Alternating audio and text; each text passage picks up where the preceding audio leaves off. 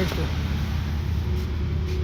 এইটো steering box বেয়া হৈ গৈছিলে, এইটো বেয়া হৈ গৈছিলে, এতিয়া এইটো নতুন লগাব লাগিব।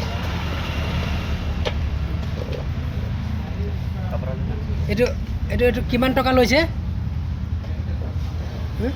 কিমান টকা লৈছে? 6,500। 6,500। এইটো আগত এইটো গাড়ীৰ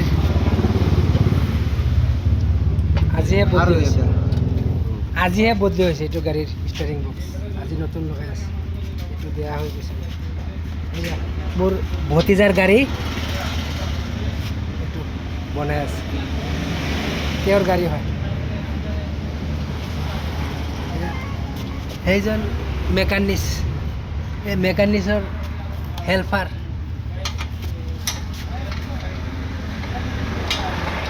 এটা কি